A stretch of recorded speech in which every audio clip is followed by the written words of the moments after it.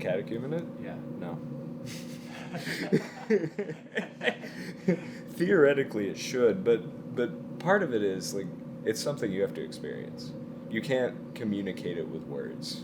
Our our our language is limited in that. It's very experiential, and I mean that's something we teach about God, and God isn't something that we can sort of reason towards. I mean, I think you can reason towards the existence of God, but it's sort of a generic demiurge almost that you can reason towards, but there's way more to it than that. And I think that it, like I said, it's something you have to experience, and the fathers talk about how we come to know God by participating in his energies, right? Energies, operations, sort of the same word.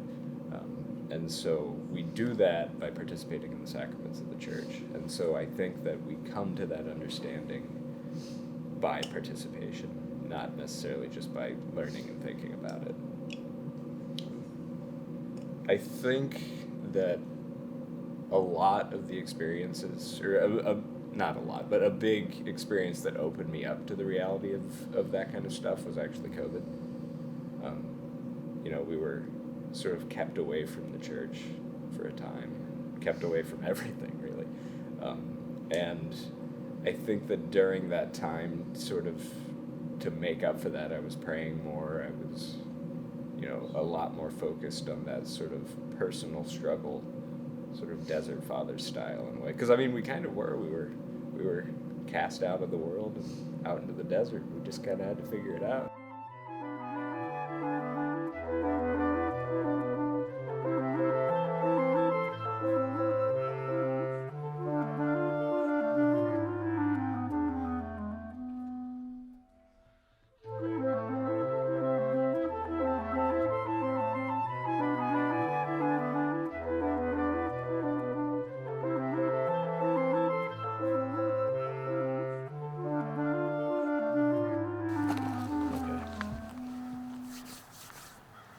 So yeah, why don't you start off by telling everyone how we just spent our sacred time?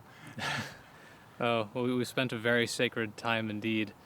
Originally, we were coming out here to film this very interview, this very conversation, but then somewhere over there in the woods, we heard the sound of a chainsaw, and right now we're on church grounds, and Charles, who maintains the grounds, was chopping up some logs, and so to help him out, we helped him chop up the logs, throw them in the wheelbarrow, and dispense with them. So now that the chainsaw has ceased, now we're back to our original plan of having a conversation about sacred architecture and time. Well, Orthodoxy has changed my understanding of time very dramatically. I think once I started coming to an Orthodox church, I encountered this feeling that time is flowing in a very different way. I think Christians traditionally have had a view of time which is not so much a linear sequence of cause and effect as we have today in modern Newtonian physics and materialist thinking. Rather than time being this measure of change proceeding in this straight line, in this sequence of cause and effect, I think what I've learned about time is that in the Christian worldview, time is more like a sort of like a stone being thrown in a pond, and all the ripples rippled outward from Christ on the cross. So since becoming part of the Orthodox Church, I've gone around the circuit of the liturgical calendar a few times now, and I feel this sense that time is flowing very differently for me now. I feel that time is this great merry-go-round that's spinning around and round Christ in this glorious dance. It's no longer a linear, straight line coming from nowhere in particular and going nowhere in particular, but it's all oriented around the center, which is Christ. And so I feel like in order to properly understand the church and the spaces in which worship takes place, I think one must acquire a different sense of time.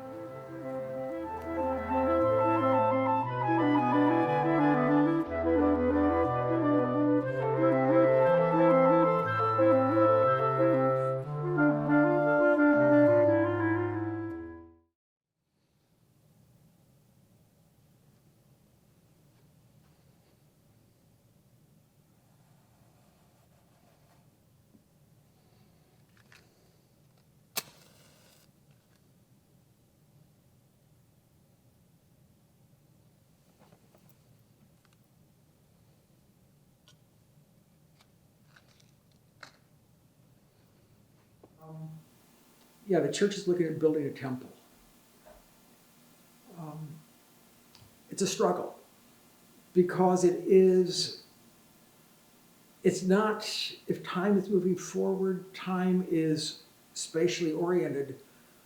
What is a central Indiana temple versus a Byzantine temple, a Russian temple? We can't just copy Hagia Sophia or St. Basil's. But it's this storehouse of old and new. How do we pull from these things that we're connected? We're part of the same piece, but yet we're our own unique little fractal piece of it. Yeah, you can go off this elaborate mythic concepts, but at some point you got to get down to the bricks and the conduits and electrical outlets, and what do? It's a struggle, and I think it is. There's no right answer, because the better you build the church, the more it becomes an idol rather than a temple. There's so many Orthodox churches that were built back in the 20s to the 40s that are now in neighborhoods where none of the people live anymore. They don't have parking, they're not handicap accessible. And the churches are struggling, and the building becomes the primary focus of the budget. We lose focus that we are here to be a symbol of the presence of God. Alexander Schmemann talks about the church as the sacrament of the world. Of Christ as the sacrament of the church in the Eucharist. But the church is, in a sense, the Eucharistic sacrament to the whole world of giving. And when we turn inwardly focused, we focus on our building, we focus on ourselves, we miss that the temple was here as a microcosm, to show something bigger than just what it is in itself. And so there are a lot of these practical decisions. It's not just a theoretical, that's the foundation, the starting point. Where would you want to go from there?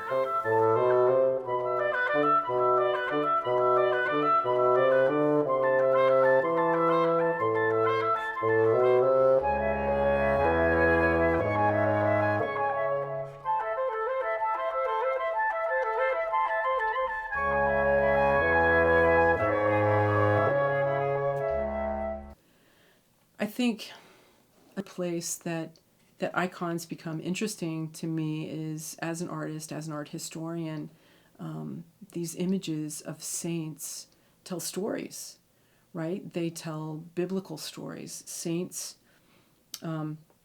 throughout Christian iconography are pictured with the implements of their martyrdom sometimes. They're pictured telling the story of their life in many cases. And so sometimes you get an individual, which is just an image of that person, but sometimes you get an icon that has lots of different compartments telling a more complete picture about maybe what they preached, or maybe what they did in their lifetime, or perhaps how they were martyred. And I think that's fascinating, because originally they would have been made in a time when people weren't very literate. And so just the image, just having that image was a complete story of what that saint represented. I think one of the most touching parts for me about making icons was when my son told me that he had taken the icon I had made for him to his church and had it blessed so that it could, in my own understanding, become what it was supposed to become.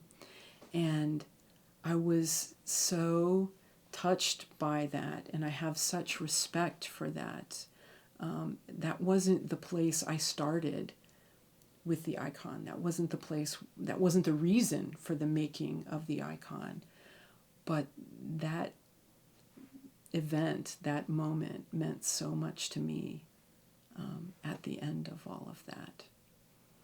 I think at this point I've made a handful of icons for people that are close to me in my life. And I think as an artistic process, it might be something that I continue to try and do. When I think about what that might be, I'm a little bit torn because I want to be reverent and I want to be respectful of what an icon represents. But I also think about it as a thing that an object that represents something sacred. And if I take that idea and put sort of a 21st century lens on it, how could I use that as an art form to create a reverence for those things that are sacred in my life beyond those religious things like motherhood, like my relationship with my pet, my relationship to nature. You know, how can I shine a light on things that I hold truly sacred in my own life, and use it, continue to use it in a very reverential way.